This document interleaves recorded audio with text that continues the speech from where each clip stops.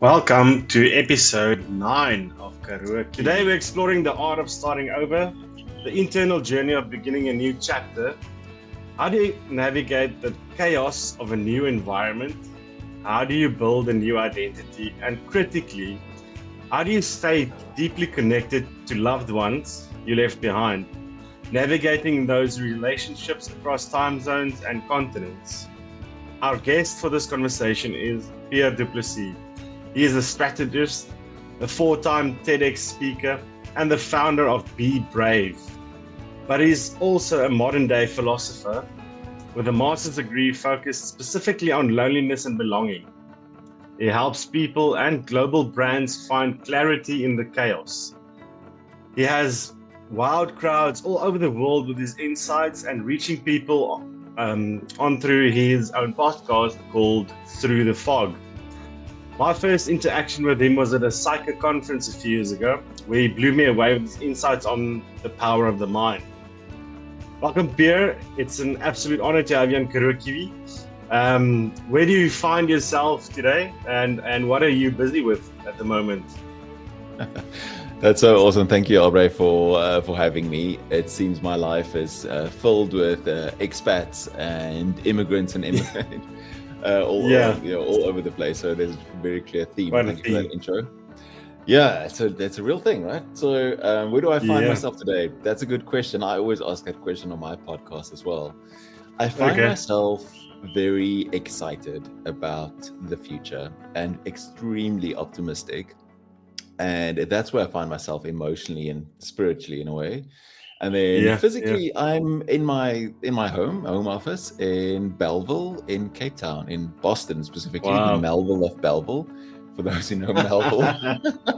So this is like the Melville of Belleville. And that's where I find myself physically. So yeah, but overall, extremely excited about the future. So great, man. I've listened to a recent podcast where you advertised it's a 4-day campus or a hike called Quest. Oh, the correct? Quest. Yeah. You want to say something just quickly about that? Yeah, sure. The Quest is happening at the end of October, 23rd to 26th. There are actually still there's like 2 sort of places open in case anybody wants to join.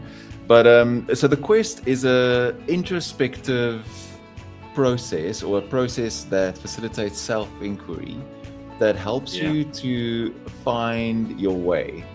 It helps you to, it has this really unique ability that whatever you bring to it, whatever question you bring to it, or whatever problem or challenge you bring to it, it will help you to get to that answer.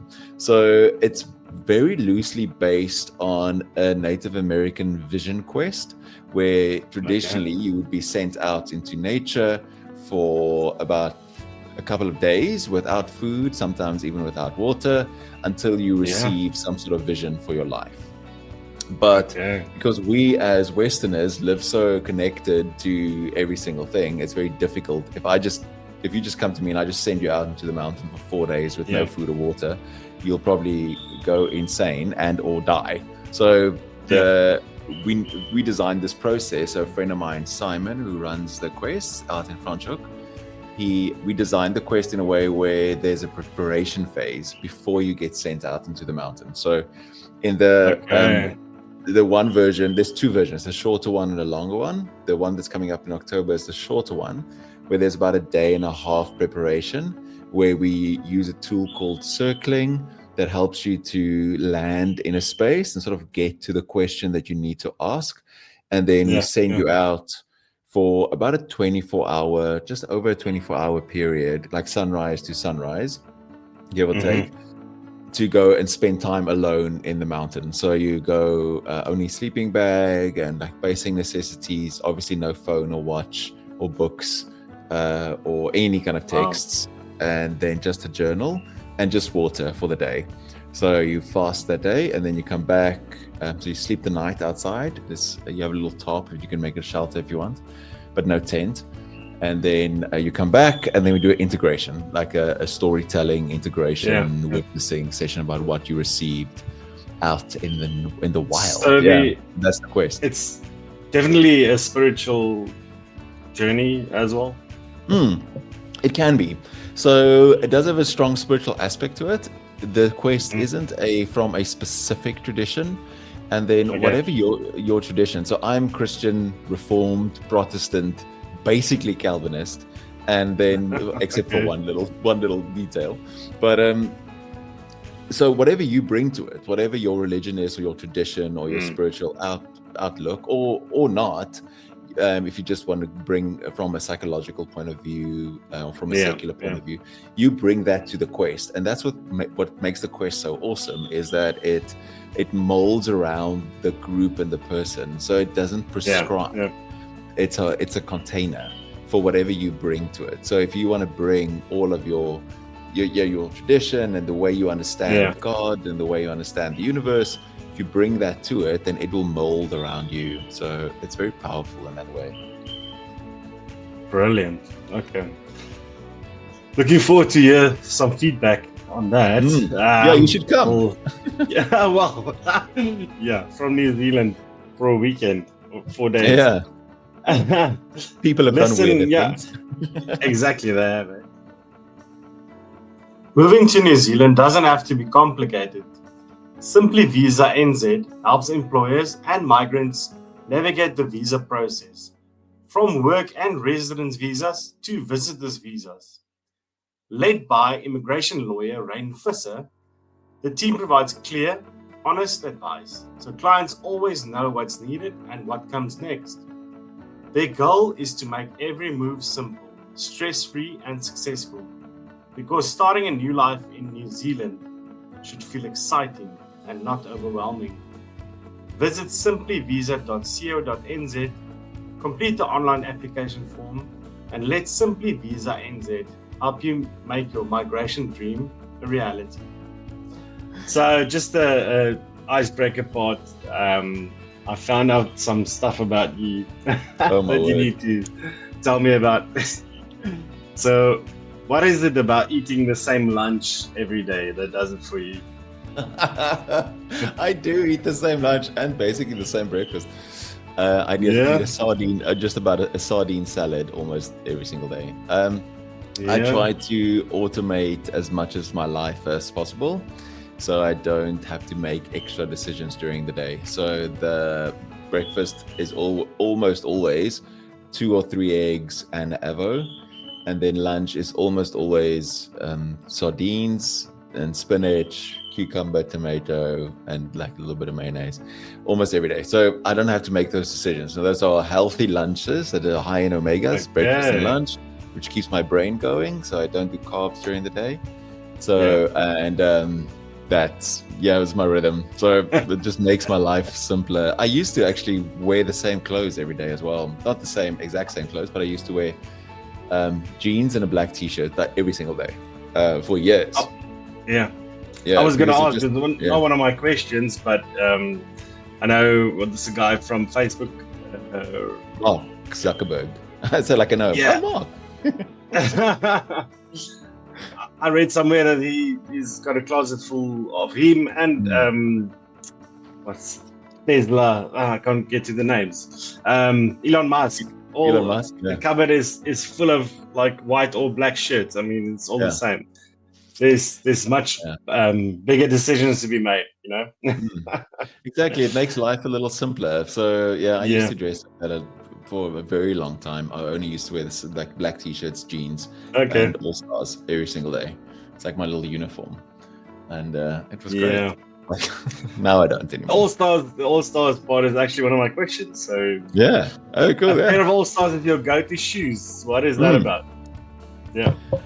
I think they're a classic. So I originally come from fashion. So I studied fashion design back in the 90s, and I'm still quite a fashion aficionado. So I still follow it and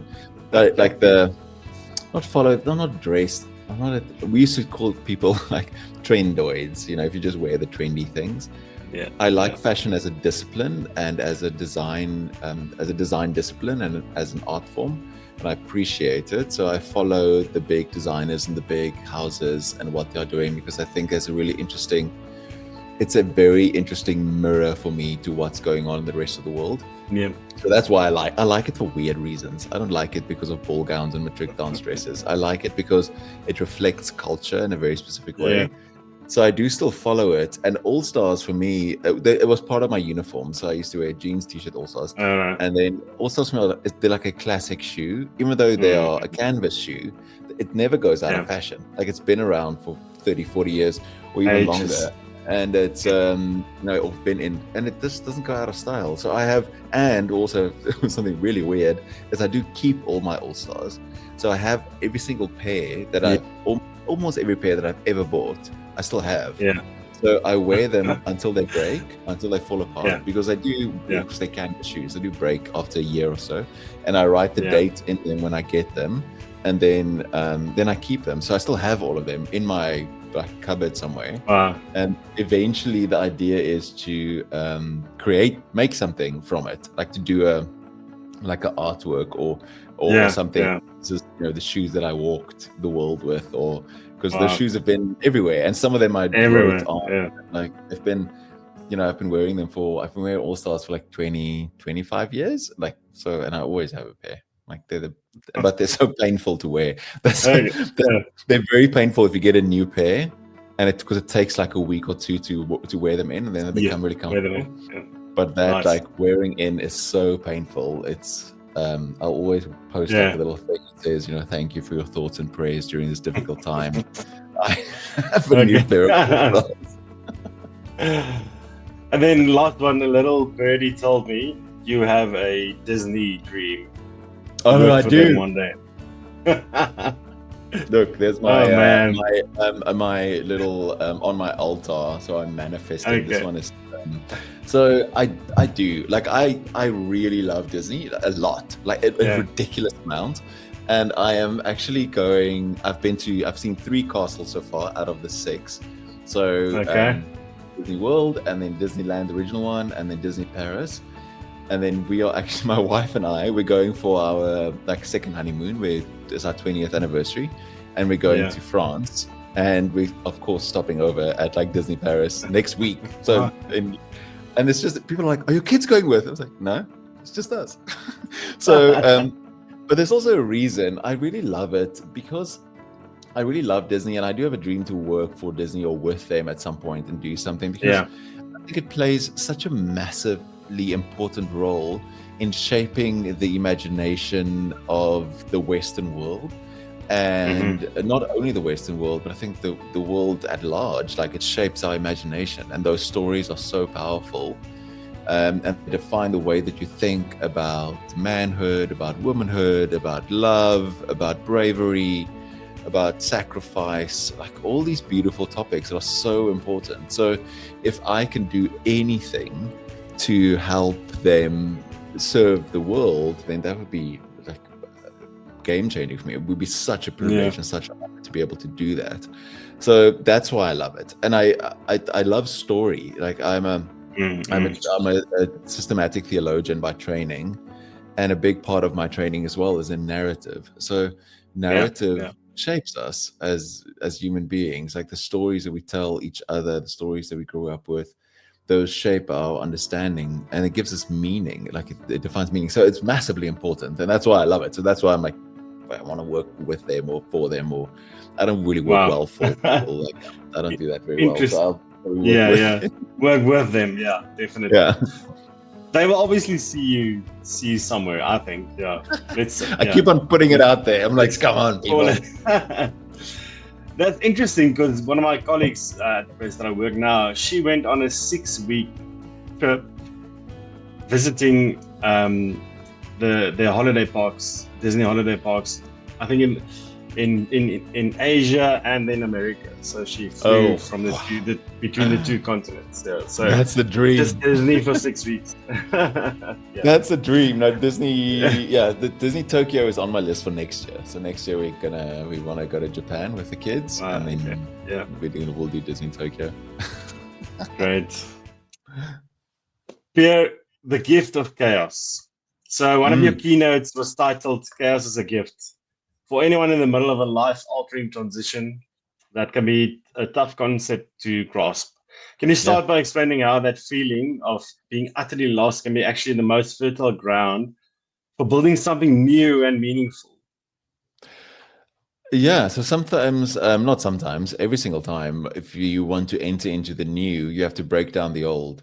So there's in the quest as well, we talk about this quite a bit, is that if you think about, you have a glass, or I have a Chupa Chups coffee mug, yeah? So if this is filled up with liquid, I can't refill it with something else. Like what needs to happen is I need to pour out this coffee and then fill it up with tea. So, and that part we don't like as human beings. We don't like letting go of the old. We want everything. We want everything everywhere all at once, right? That's what we want. So this process of chaos creates that empty space. So it's the pouring out so that you can refill. And if you refuse or resist the pouring out, you won't ever be able to refill. But the pouring out is really uncomfortable. So, and that's why chaos is a gift. So human beings, we don't like change ever. So we like things to be the same. Our brain likes routine and patterns and, the same lunch every day. So exactly. we like that. If your brain had its way, I always make this joke on stage that if your brain had its way, it would keep you on the couch watching Netflix and eating carbs all the time. Like that's what you'll do. Like you won't go out your door, you'll just be safe, right? Yeah. But when chaos hits or change happens, right? So whether chaos is something like a natural disaster or the market crashes or COVID or something like that happens to you, it forces you into this in-between space. So, or if you choose to immigrate, right? So it forces you into this in-between space where the old has gone, but you've not yet arrived at the new. So you're sitting with an empty cup. So the old has been poured out, but you've not yet arrived at the new.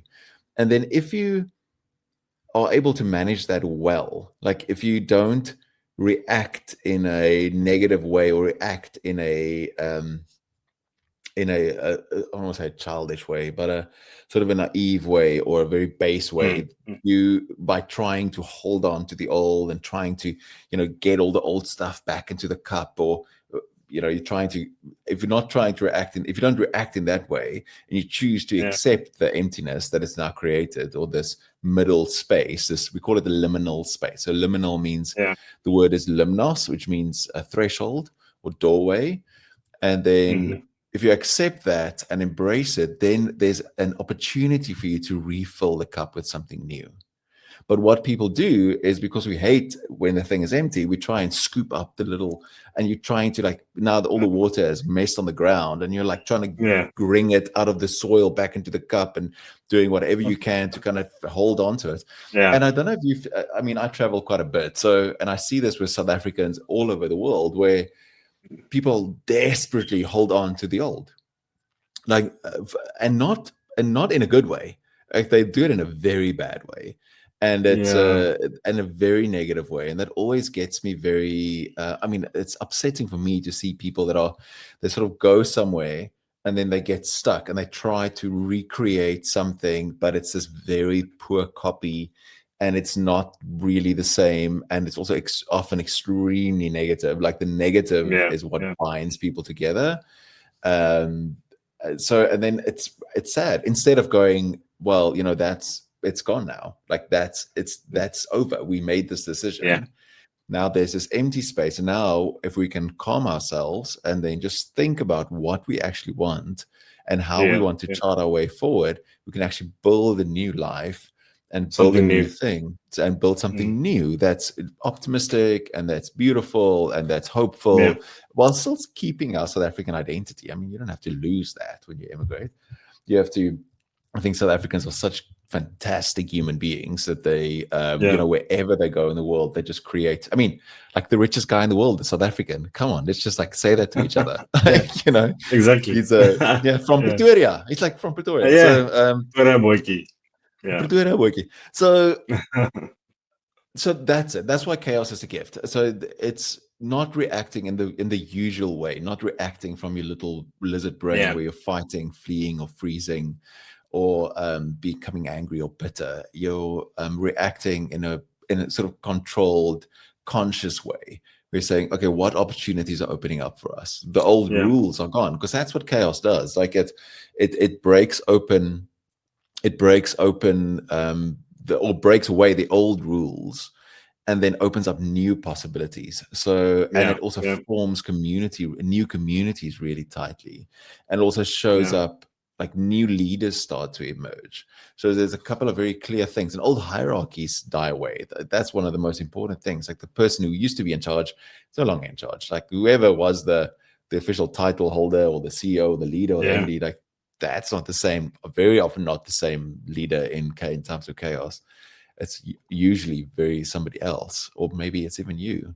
So it offers you all these opportunities if you are sober enough to take them, and you can create Exactly. massive change. Yeah. Like the change doesn't happen voluntarily. Change happens because we're forced to change. So, and humans Yeah. change when stuff is chaotic. So if you think about something like COVID, and I was listening to Nick Dreyer the other day, the Veldskoen Yeah. guy, or one of the Veldskoen guys, and he was talking about how before COVID, you cannot ship something anywhere in the world without massive expense and weeks Yeah. of waiting. And now you can ship something, it's like 3 days. You can ship Yeah. like one Yeah. little thing, and it's still expensive, but it doesn't cost the earth. Like if you need to Yeah. get a sample from here to London or to New Zealand. I sent a book of mine to New Zealand. It took 3 days. Like Yeah. because I wanted this guy to have a book, and it cost me some money, but it wasn't like I'm not going to go broke from it, but it's possible. And COVID did that. Like it opened that up. And conversations like this would have never happened before COVID. Like Exactly. we Yeah. didn't have the imagination that you could work in this way, that you Yeah. could have meet in this way and have the seamless work between online and in person, and that connecting with somebody on the other side of the planet is not an issue. Like it's just part of your day. That's amazing. Definitely new possibilities out of the chaos. Yeah. Mm. So coming to the heart of BeBrave, your research into loneliness and belonging is fascinating. For those living abroad, there's a dual challenge: the loneliness of being in a new place and the loneliness of missing your established tribe. How do you advise people to honor their relationships back home? You know? Yeah. So, there's two questions in that. So, loneliness is very real, Yeah. and like I said, I did 2 papers on it, and then my master's on it. So it's very real, and I think what COVID did is it exposed the real pandemic, which is loneliness, Yeah. and Yeah. loneliness is increasing across the world, and it's a very real problem, and it causes obviously mental issues, physical health. Physical health is a really interesting one. Loneliness is more detrimental to your health than smoking 15 cigarettes a day. 15, Wow. which is very ironic, because if you're a smoker, you probably have friends, and then you would like cancel each other out. But it's So which one is twice. best? Yeah. It's Yeah. twice as deadly as obesity. Like it's it shortens your lifespan by Wow. quite a lot. Like it's very, very, very detrimental to your physical health. And then it's also detrimental to societal health. Like lonely people become angry and bitter, and they tend to Yeah. vote for extreme parties. They tend to vote for extreme right or left parties because they're lonely. Yeah. So Mm. they find their identity. So it's really bad for our society as well. But in terms of if you're moving to a new country, what I've seen with my family as well. So my brother-in-law lives in the Netherlands, and the rest of us live here scattered over the Cape at the moment. And rhythm is everything. I'm a rhythms guy. So whoever gets coaching with me or whatever I talk about it's like rhythm and routine will set you free. in Afrikaans, I'll say ritme is reddend. So Okay. the rhythm will set you free. So setting up a rhythm for yourself of connecting with people back home. So Yeah. my wife and her brothers, they connect every Sunday at 6:30, which also started in Yeah. COVID, right? Because they wanted to support each other in Yeah. COVID. Started in COVID, and it's now been what, 5 years, and they connect every Sunday for a call for 30 Still going minutes. on. Yeah. Yeah, still going on. And it's just this Mm. check-in of how are you, what's going on, how Yeah. are the kids? It's It's not this deep, like heavy kuier or whatever, just a check-in, just that little yeah. light touch. And what I found in my research is that they call it micro interactions. So one of the ways you alleviate loneliness is through micro interactions. So those little connection points with your Yeah. family, like sending a little emoji or sending a meme or meeting for 30 minutes in a week. Like, because we think what we should be doing is everybody should fly here, everybody should fly there, and we should go camping for a Yeah. week, and then we should do this and this and this, and it's Christmas and we have to do. But it's not that. That's not what Yeah. alleviates loneliness. Those things are important too because they add depth. But the thing that alleviates loneliness is that little good morning, like, hey, here's a funny thing I saw on Yeah. Instagram. Like, it's those micro interactions and and then also that those little weekly rhythms that you kind of meet together, maybe online or whatever. Or I have with a bunch of my friends, my closest friends, Yeah. I have these monthly or even weekly sometimes sort of rhythms of coffees or lunches. So I know that I'm seeing one of my best mates on Thursday. We see each other the last Thursday or second last Thursday of every month, and we have a long Yeah. lunch and we check in So and there's an yeah. expectation. Yeah, so it's in the diary and then it's done. Like, because Yeah. the worst thing, I don't know, in Cape Town is like trying to find a spot for somebody to connect with. Like, oh, I can see you in January 2026. Like that sort of, and then people cancel right before because there's a Kirsten Oh Boss no. show or something on. So Yeah. having a rhythm is massively important. And then for somebody as well, somebody that's lonely, if they've moved to another country, they're lonely there. My advice would be, there's also micro interactions. So not ordering all your groceries online, like, because that's actually one of the things that causes loneliness, all this online ordering, because now we don't go to a mall anymore. We don't go to a shop anymore. Yeah. It's like, No interaction anymore. go to Yeah. your local grocery store, stand in the line, get annoyed by the person behind you or the person in front of you, Yeah.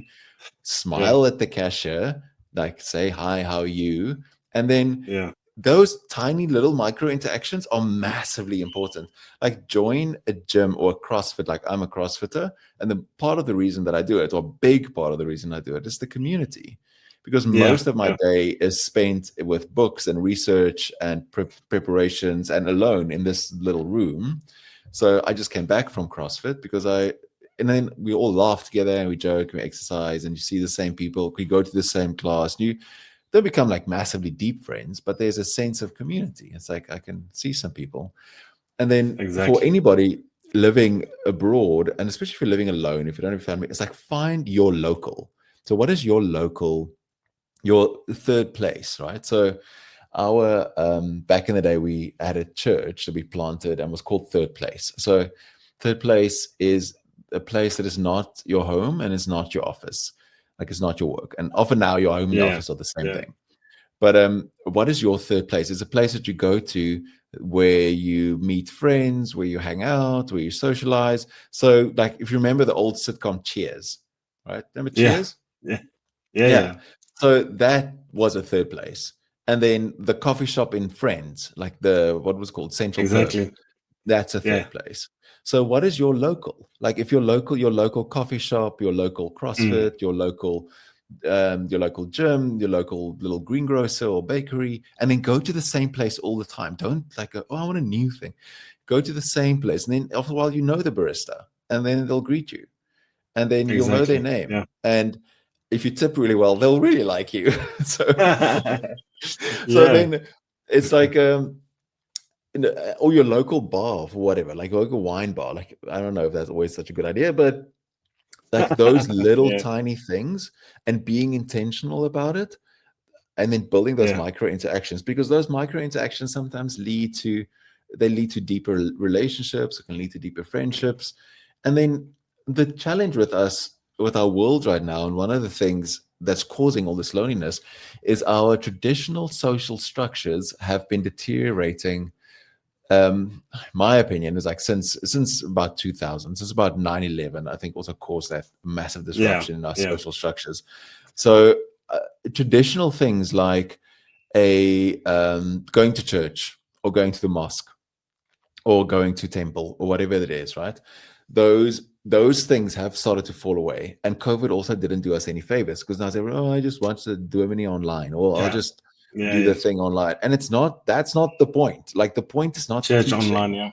Yeah. Yeah. The point is community, is being with other people, Hmm. gathering with other people, listening to somebody teach or preach, or Yeah. worshiping Yeah. together, and then thinking together about what it means to be a better human being. Like, it doesn't matter what your religion is, because all of them Yeah. have a similar goal, to just be better, right? Be a Yeah. better human being.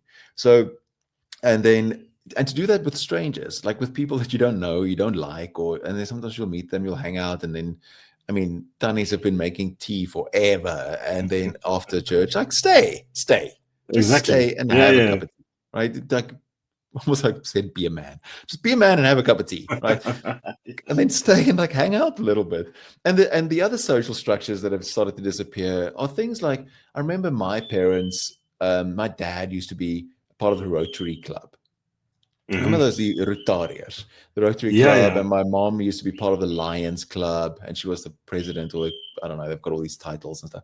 And that was a Yeah. big part of their community and their life, right? And then, but we don't belong. I don't belong to anything like that, like those old kind of structures. But now I belong to things like the Lacquer Network, and I belong to Yes. Civitas, and I've got these other kind of business networks that where I meet new people and I form new relationships. Yeah. And also, like, the deterioration of things like unions. Like, back in the day, everybody used to be part of a union, A and union. then Yeah. but then it gives you some sort of sense of identity and some sense of a belonging, and there's also Belonging. socials and things that go with it. But all those structures have disappeared for various reasons, like the way the economy has shifted. Unions don't play that big a role anymore in some parts of the world, and then the way the world has been thinking about religion and spirituality has shifted. People don't go to Yeah. church or mosque or shul or temple anymore. So, but those are things, I mean, and then I'm a very strong traditionalist as well. I mean, one of my best mates calls me conservative, but I'm not ready, if I'm ready to take that label. But and those things are important. Those structures and things matter a whole lot. So if you're lonely, rhythm is your friend, micro Fine. Yeah. interactions, find your Exactly. local, Yeah. and then go look for those traditional kind of structures, like communities or Yeah. clubs or things that you can go and belong to. Whether it's Just a join business something. network, Yeah. join Yeah. something, go and play paddle. Mm. Like, paddle is a great thing because it's for Yeah. people, and that's why it's so, Yeah. going so viral, because it's community. So you have to be intentional about it. If you're going to sit Yeah. alone and then just order your groceries all the time and live on Uber Eats, you're going to be lonely. Like, there's no Yeah. way. So find a community, go for a walk, stay in one place, buy a house Yeah. if you can. Yeah. So, in your work, you blend ancient wisdom with modern trends. For Mm. someone facing a huge life decision, what's that one piece of ancient wisdom that you find yourself turning to again and again? That who you are is more important than what you do. The many traditions, so philosophical traditions, religious traditions, emphasize identity, that you need to know Hmm. yourself. So the great philosophical maxim is know thyself. So, Yeah. and that is the main task of philosophy, is to know yourself. And then in religious context as well, there's a very strong push or encouragement to realize your identity. So in my tradition, which is Reformed, maybe Calvinist, that sort of tradition, there's a very strong emphasis on your chosenness, that you have been chosen, that you matter just because you exist, right? And in other Hmm. spiritual traditions as well, you'll get similar things, that that you matter, that you are here, that you are enough, that just your existing, your breathing is enough reason for you to be validated, right? So that you matter. And then that is the very essence of the start of everything, to realize that I am here, I am a human being, I exist, I have inherent value. And then And from that purpose. Yeah. space, Mm. instead of trying to, because what we try and do, what the, what culture teaches us is you first have to achieve something and then you'll be worth something. Yeah. And that's the biggest lie in the world. Like, it is the single biggest lie in the world. And it doesn't matter what religion you're from or whether you're not, or you're Yeah. secular or atheist, it doesn't matter. That's a lie. That if you are relevant, if you are productive, if you achieve, if you make this much money, if you do this, then you are a valid member of society, like a productive, Society. Yeah. valid member of society. And it's not true. It's a lie, because it's never enough. It's never enough. Like, what is that line? When are Yeah. you Yeah. productive enough? When are you relevant enough? When are you rich enough? When are you famous enough? And it's never enough. So you have to reverse it. And that's what philosophy teaches us. That's what religions teach us. That's what psychology teaches us, that Hmm. you have to realize that you are worth it. And the things, all your weird quirks that you like, Disney and eating sardine salad and like doing all these weird things, like those things matter. That makes you who you are. And you are a Yeah. valid Yeah. human being. And then from that space, you start to move. So from that space, you then go out and achieve something. So you first receive that identity. I am here. I am loved. I matter. Yeah. I Yeah. exist. All my quirks and my talents and my strengths and my weaknesses. So you build those things out. So your identity at the center, and the next sort of layer is your likes and dislikes, your strengths, skills, the way you grew up, Yeah. those sort of Yeah. things. And then from there, Okay. you make a decision. And then you go, okay, but now as a valid human being that is extremely talented in writing or in sports or accounting, what do I do? What do I want to do? How do I want to Yeah. serve Yeah. the world? How do I want to move? What do I want to choose? Because when we choose based on what I need to validate, we choose stupid things. We choose things that make the most money, or bring us the most fame, or that have the most adoration or the most power, because we're trying to validate ourselves. So then we make really weird decisions and things that are just not good Yeah. for us. So rather make it from a strong identity where you're strong in yourself. You're like, I matter. I don't need validation from anybody or anything. And these are the things that I like. And then I make a decision for me, like not because of what I Exactly. think someone else is going to affirm, or what other people are going to think, or that sort of space. Yeah. And I think that goes hand in hand with the next sort of part is you have a powerful line, true strategy begins where imitation ends. Yeah. So when starting a new life, it's easy to copy what others have done. How Yeah. can someone move past that imitation, doing your own thing, being authentic and Yeah. brave? Yeah. Yeah. So yeah, so strategy begins where imitation ends. So in Yeah. strategy is about making decisions. So it's like, Yeah. I'm doing this, not that. Like, this is how we're going to show up as a business, as a person. It's about making decisions at its core, and how making decisions that'll set you up in a way that you'll win. Like, that's what strategy Yeah. is. And then, but what we do as human beings, we sort of suffer from mimesis. So mimesis is miming. So we copy each other all the time. And Yeah. I heard a guy the other day say, we're apes. We come from apes. If you believe evolutionary theory and a part of that, we come from apes, but we are actually the Yeah. best ape, because we just ape each other all the time. So we keep on copying and copying and copying. And you see this in little kids, right? So a kid will play Yeah. with, Yeah. whatever, like the Mickey Mouse, and then nobody will play with the Mickey Mouse, and then one kid starts playing with it, and then all the kids want to play with it, because that's mimesis. Like, we copy in order to learn behaviors and all these things. But then there's an invitation to then break free from that copying and to go, well, what do you want? Because what do you really want? What is your desire? What are you being invited into? If you read Viktor Frankl, he said that life is not going to give you meaning. Life continually asks you to give it meaning. So Meaning, then yeah. you have to And then sit and go, okay, but what is life is asking me to give it meaning? How will I do that? Because this is my journey, like the way that the things that I choose and the things that I must bring to the world is not the same as what BeBrave must bring. Like I can only be me. So when I stop trying to compete, then I can create a strategy that truly differentiates me. And it's my thing with businesses and with most businesses, not all, but most, you can definitely find a way in which you can make a decision that makes you different than your competition. Because competing is a horrible space to be in for a business, because you just end up making everything cheaper, or you make everything faster, and it's a very frustrating space. And then eventually there's a cliff. So exactly. But if you can play a different game, if you can be a little ridiculous and maybe a little bit illogical, like if you think about it, I think it was Rory Sutherland, the marketing guru, said the other day that if you're doing the logical thing, then everybody else is also going to do the logical thing. You need to do the illogical thing. You need to do something weird and something a little bit different. And the way you find that weird is in your own identity, or in your collective identity as a business, where you're going, okay, we are awesome. We are here. We exist. We matter. We're valid. And we like these really weird things.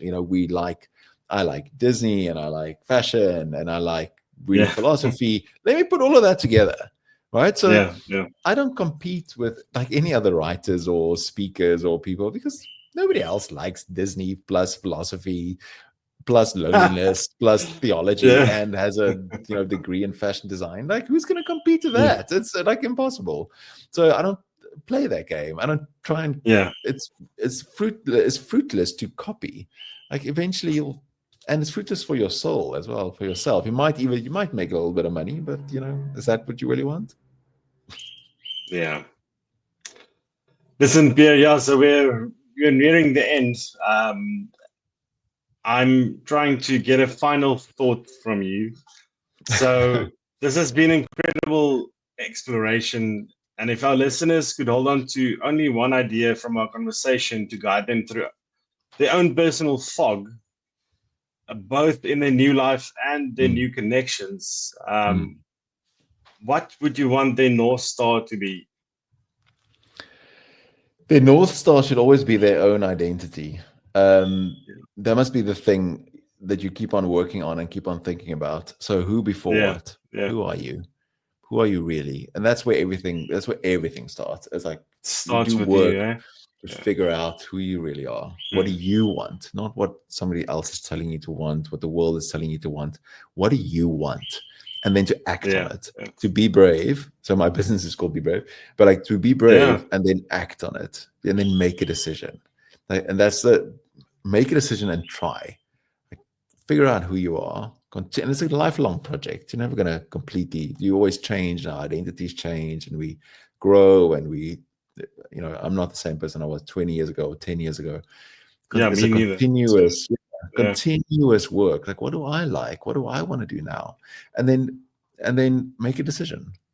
So do the work, figure out who you are, and not because somebody else says this is who you are, or try not to fall into that trap, trying to impress or trying to validate. Just truly, who are you? It's the biggest question you can ask yourself. Are you enjoying the Kiwi life, but have a financial headache stuck back in South Africa? Getting your rands and blocked funds home can be complicated. All that SARS and SARB compliance, it's a lot to handle.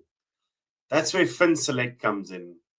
We manage the entire process for you, making the transfer of your funds to New Zealand simple, smooth, and secure. Bring your money home hassle-free. Visit finselect.co.nz and get started today. Brilliant, staying true to yourself and authentic, Get all the other fog out of your head of the world. All the other voices, because like it's massively important. Like if you don't figure out who you are, there are plenty of people out there that are happy to tell you who you are. Plenty of brands that will tell you. Plenty of politicians that will tell you who you are. There's bad actors in the world that will co-opt your identity and your agency if you don't protect it. It's extremely important. And I think in our world today, more so than ever, to hold on to your own identity and your own agency, your ability to make decisions. Like, don't ever give your power away. Don't let somebody else make a decision for you. It's the worst thing in the world. Pierre, why are you still choosing to stay in South Africa? I mean, I think you have the ability or the means to probably be stationed anywhere in the world. I don't know about the means, but maybe the ability. But why do I choose to be here? I think, yes, Cape Town's beautiful. It's terrible. It's so insanely beautiful, and we are so blessed with the natural beauty, with the food, with the culture, with the people. We just have so much fun here. It's a great place for us to raise our kids. They are across the road in like a Afrikaans high school. We like that. We want them to experience what Afrikaans school is like, because it's such a big part of our formation as Afrikaners. School is such an important part of that. And that culture and the songs and the weird traditions and all the gees and stuff. And I think that's it for us now. So it's a beautiful place to live. We can do business here. We can do money, make money here. I can easily travel from here to wherever in the world. Those are the reasons. But I do think at the same time, I don't think this is our place forever. It might be our place for this season. And then we'll see. We'll see where we get invited into, what life asks of us.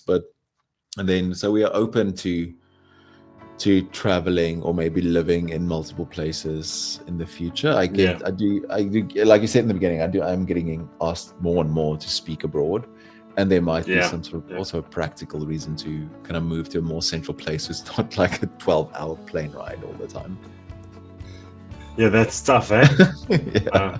I've decided not to hate it. Like, otherwise my life is gonna suck if I start to hate that part of my life. But I mean, is your air miles not on a level where you can go business class or something? Not every time. Yeah, that's a bonus, eh? Yeah, no, that does help.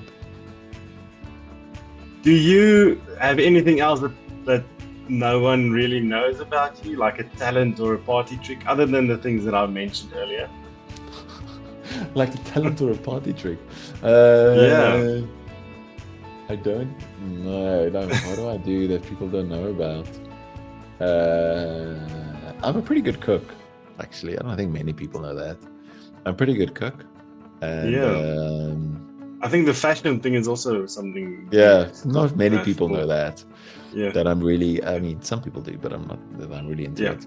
But yeah, I don't think there's anything like super exciting. I can bend my arm like this. I've got this weird double jointed arm, so I can do that. Oh my hat. That's a little party trick. Great. Pierre, that was great. Privileged to have this talk with you. For those who are inspired by this and they want to make contact and see or look out for your podcast Through the Fog and work with you at BeBrave, how do they contact you? Sure, you can find me on LinkedIn, Pierre du Plessis, and then my speaker website is thisispierre.co. Okay. Thisispierre.co, and then BeBrave, and from This Is Pierre you can find BeBrave, you can find the strategy stuff and all the things. But I'm probably just Google you as well. Yeah, if you Google me, you'll find I'll come up. I think I'm like first or second. So there's another Pierre du Plessis pastor in New York, and we often get confused for each other. I'm not him. But if you can just Google me, you'll find me. But I'm quite active on LinkedIn. If anybody wants to reach out, that's fine. Yeah, thank you so much for grounding and inspiration. Conversation. You've given us a new language to talk to the inner architecture of building a new life, and looking after yourself, and it starts with you and knowing who you are. So thanks very much. I appreciate it. Always. It's a pleasure, Abre. Thanks, man.